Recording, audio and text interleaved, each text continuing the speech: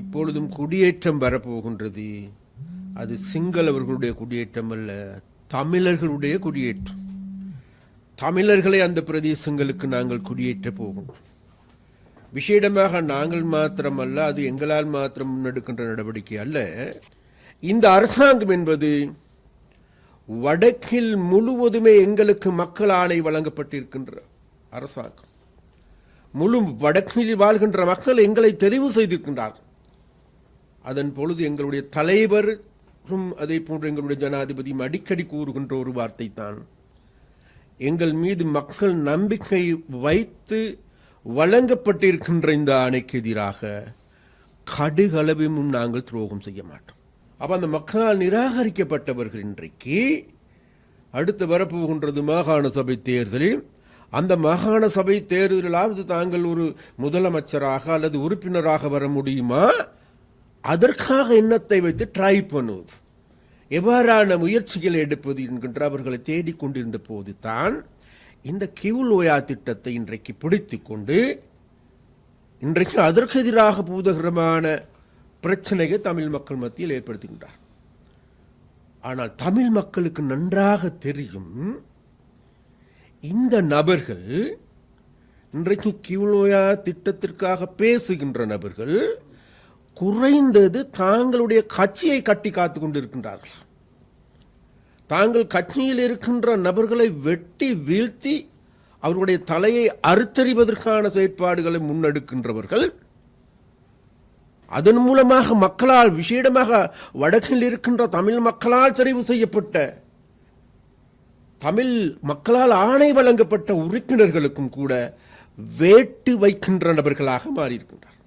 அப்படியானால் இந்த பேயை விரட்டி அடிப்பதற்கு, இந்த இனவாத பேயை விரட்டுவதற்கு, இந்த மக்களுக்கு பீதியூட்டுகின்ற பேயை விரட்டுவதற்கு, மக்களை அச்சமடைய செய்கின்ற இந்த பேயை விரட்டுவதற்கு நீங்கள் முன்பாருங்கள் என்று வடக்கில் ஒரு பூதகரமான பிரச்சனையாக மாற்றுவதற்கு முனைந்து கொண்டிருக்கின்ற பிரச்சனையாகவே நாங்கள் இந்த கிவுலோயா திட்டத்தை பார்க்கின்றோம். அப்போ இந்த கிவுலோயா திட்டம் சம்பந்தமாக இது நாள் வரைக்கும் இருந்த அரசாங்கங்கள் தொடர்பாக எடுத்துக்கொண்டாலும் சரி, இவ்வாறான திட்டங்கள் வருகின்ற போது அப்போ அந்த திட்டங்களில் ஊடாக நிச்சயமாக அந்த பிரதேசங்கள், விசேடமாக தமிழ் பிரதேசங்களுக்கு இவ்வாறான மகாபலி வலயங்கள் ஊடாக எல் வலயம் என்பது, சி வலயம் என்பது, அதாவது மக்களை குடியேற்றுகின்ற திட்டங்கள் தான். அப்போ அந்த வகையில் அதாவது மகாபலி திட்ட அபிவிருத்தி திட்டங்கள் வடக்கை நோக்கி வருகின்ற பொழுது, அந்த எல் வலயத்தினூடாக வருகின்ற பொழுது நிச்சயமாக அது சிங்கள குடியேற்றத்துக்காகவே செயற்பட்டதாகவே கடந்த காலத்தினுடைய அனுபவங்கள். ஆனால் நாங்கள் ஒரு உத்தரவாதத்தை தருகின்றோம், இப்பொழுதும் குடியேற்றம் வரப்போகின்றது. அது சிங்களவர்களுடைய குடியேற்றம் அல்ல, தமிழர்களுடைய குடியேற்றம். தமிழர்களை அந்த பிரதேசங்களுக்கு நாங்கள் குடியேற்ற போகும். விசேடமாக நாங்கள் மாத்திரமல்ல, அது எங்களால் மாத்திரம் முன்னெடுக்கின்ற நடவடிக்கை அல்ல. அதாவது இந்த கிவுலோயா திட்டத்தின் மூலமாக, அதாவது அந்த பிரதேசங்களை கட்டியெழுப்பப்படுகின்ற பொழுது அந்த பிரதேசத்தினுடைய அரசாங்க அதிபர் என்பவர் வேறு யாருமல்ல, முல்லைத்தீவு மாவட்டத்தினுடைய அரசாங்க அதிபர். அப்போ முல்லைத்தீவு மாவட்ட அரசாங்க அதிபரிடமே நாங்கள் இந்த திட்டத்தின் ஊடாக அந்த பிரதேசங்களில், அதாவது நீர் கொண்டு வருகின்ற பிரதேசங்களில், அங்கு இருக்கின்ற வயல்வெளிகளா, அங்கு இருக்கின்ற அனைத்து நடவடிக்கைகள் எடுத்துக்கொண்டாலும் அவைகளுக்கான குடியேற்றங்களை, அந்த பிரதேசத்துக்கான குடியேற்றுவது வேறு யாருமல்ல, முல்லைத்தீவு மாவட்ட அரசாங்க அதிபராகும். அப்போ அதுதான் உண்மையாக நடக்கப் போகின்றது. அப்போ அந்த வகையில் நாங்கள் இதனால் வரைக்கும் இருந்த சம்பந்தமாக தமிழ் மக்களுக்கு சந்தேகம் இருக்கலாம். நான் இதற்கு முன்பும் கூட நான் சொல்லியிருக்கின்றேன், தமிழ் மக்களுக்கு ஏற்படுகின்ற சந்தேகம் நியாயமானது. அப்போ அந்த சந்தேகம் என்பது வேறு எதுவுமல்ல, இதனால் வரைக்கும் இவ்வாறான திட்டங்கள் வருகின்ற பொழுது அந்த திட்டத்தோடு சேர்ந்து சிங்கள குடியேற்றமும் வந்திருப்பது தான் உண்மை. ஆனால் இனி அப்படி கிடையாது. நாங்கள் நிச்சயமாக இந்த கிவுலோயா திட்டத்தின் மூலமாக அந்த பிரதேசங்களில் இருக்கின்ற, அந்த பிரதேசத்திற்கு சொந்தக்காரர்கள் யாரோ அந்த பிரதேசத்தை அவர்கள் ஊடாக கட்டியெழுப்புவதற்கு அரசாங்கமாகிய நாங்கள் அந்த பிரதேசத்தை கட்டியெழுப்ப அவர்களுக்கு வீட்டு திட்டம் தேவையா, நீர் திட்டங்கள் தேவையா, அல்லது மின்சார தேவையா, அல்லது போக்குவரத்து தேவையா, அல்லது பாடசாலைகள் புதிதாக அமைக்கப்பட வேண்டுமா, புதிய நவீன கிராமமாக கட்டியெழுப்புகின்ற ஒரு செயற்பாட்டினை நாங்கள் இந்த கிவுல்வயா திட்டத்தின் ஊடாக நாங்கள் செய்வதற்கு நாங்கள் இருக்கின்றோம். அந்த வகையில் இப்பொழுது இதற்கு பெரிதாக பூச்சாண்டி காட்டுகின்ற, தமிழ் மக்கள் மத்தியில் சந்தேகத்தை எழுப்புகின்ற, தமிழ் மக்கள் மத்தியில் மீண்டும் ஒரு பீதியை ஏற்படுத்துகின்ற, தமிழ் மக்களை அச்சத்தை ஏற்படுத்துகின்ற நபர்கள் ஒரு சிலர் சித்து விளையாட்டுகளை விளையாண்டு வருகின்றார்கள். அப்ப அவர்களுடைய சித்து விளையாட்டு என்பது எங்களுக்கு எல்லோருக்குமே தெரியும். கடந்த ஜனாதிபதி தேர்தலிலும் பொது தேர்தலிலும் மக்களால் நிராகரிக்கப்பட்ட நபர்கள். அப்ப அந்த மக்களால் நிராகரிக்கப்பட்டவர்கள் இன்றைக்கு அடுத்து வரப்போகின்றது மாகாண சபை தேர்தலில். அந்த மாகாண சபை தேர்தலாவது தாங்கள் ஒரு முதலமைச்சராக அல்லது உறுப்பினராக வர முடியுமா, அதற்காக எண்ணத்தை வைத்து ட்ரை பண்ணுவது, எவ்வாறான முயற்சிகளை எடுப்பது என்கின்ற அவர்களை தேடிக்கொண்டிருந்த போது தான் இந்த கிவுல்வயா திட்டத்தை இன்றைக்கு பிடித்துக் கொண்டு இன்றைக்கு அதற்கு எதிராக பூதகரமான பிரச்சனையை தமிழ் மக்கள் மத்தியில் ஏற்படுத்துகின்றார். ஆனால் தமிழ் மக்களுக்கு நன்றாக தெரியும், இந்த நபர்கள் இன்றைக்கு கிவுல்வயா திட்டத்திற்காக பேசுகின்ற நபர்கள் குறைந்தது தாங்களுடைய கட்சியை கட்டி காத்து கொண்டிருக்கின்றார்கள். தாங்கள் கட்சியில் இருக்கின்ற நபர்களை வெட்டி வீழ்த்தி அவர்களுடைய தலையை அறுத்தறிவதற்கான செயற்பாடுகளை முன்னெடுக்கின்றவர்கள்.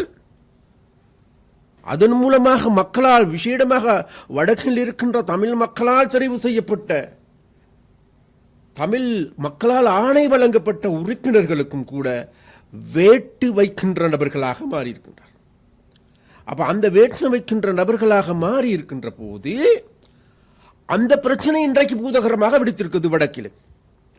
அதாவது தமிழ் மக்களால் தெரிவு செய்யப்பட்ட தமிழ் பாராளுமன்ற உறுப்பினருக்கு எதிராக கடந்த காலத்தில் மக்களால் நிராகரிக்கப்பட்டவர்களால் முன்னெடுக்கப்படுகின்ற இந்த காவாலித்தனமான செயற்பாடுகளுக்கு யாழ்ப்பாணத்தில் மக்கள் இன்றைக்கு எதிர்ப்பு தெரிவிக்கின்றார்கள்.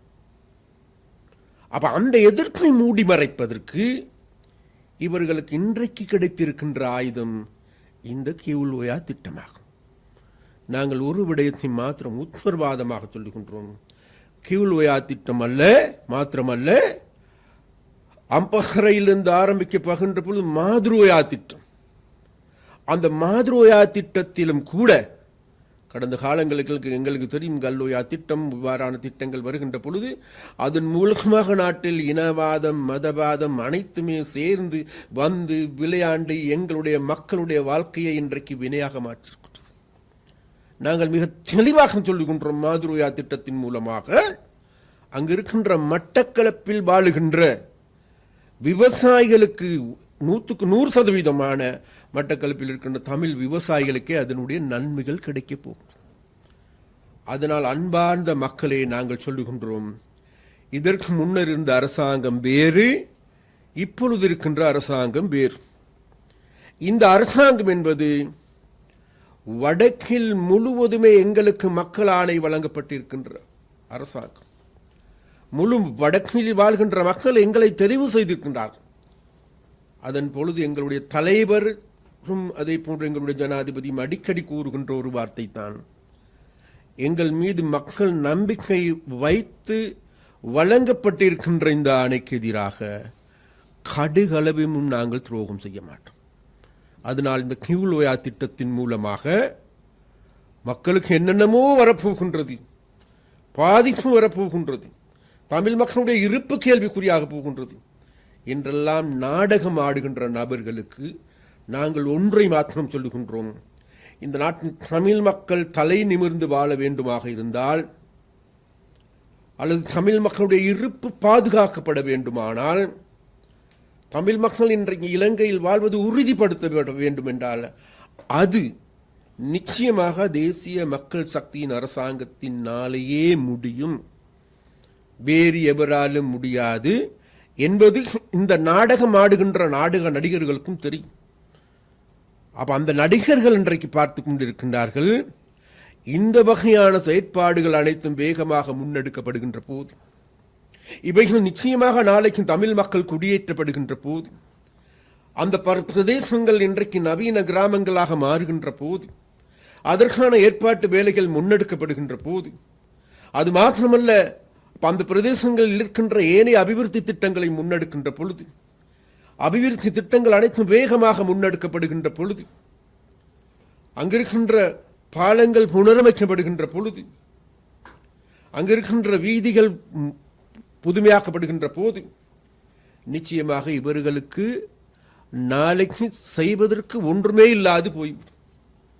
இன்றைக்கு பரந்தன் கெமிக்கலின் மூலமாக ஆயிரக்கணக்கான இளைஞர் யுவதிகளுக்கு வேலை வாய்ப்புக்கான கதவுகள் திறக்கப்படுகின்ற போது, கேகேஎஸ் பிரதேசத்தில், மாங்குளம் பிரதேசத்தில் எங்களுடைய புதிய தொழில் பேட்டைகள் மூலமாக அங்கிருக்கின்ற இளைஞர்களுக்கு யுவதிகளுக்கு புதிய தொழில் வாய்ப்புகளை உருவாக்கப்படுகின்ற பொழுது, இன்றைக்கு காரைநகரில் உருவாக்கப்பட்டிருக்கின்ற அந்த சீனோர் செயற்பாட்டின் மூலமாக புதிய படகுகள், அங்கிருக்கின்ற படகு தொழிற்சாலைகள் அமைக்கப்பட்டு அங்கிருக்கின்ற இளைஞர்கள் யுவதிகளுக்கு வேலைவாய்ப்பு வழங்கப்படுகின்ற போது, அவை இவ்வாறான செயற்பாடுகள் மூலமாக மக்களுடைய நம்பிக்கை நாளுக்கு நாள் இன்றைக்கு தேசிய மக்கள் சக்தியின் மீதும் அதன் தலைவர் மீதும் அதிகரித்துக் கொண்டிருக்கிறது.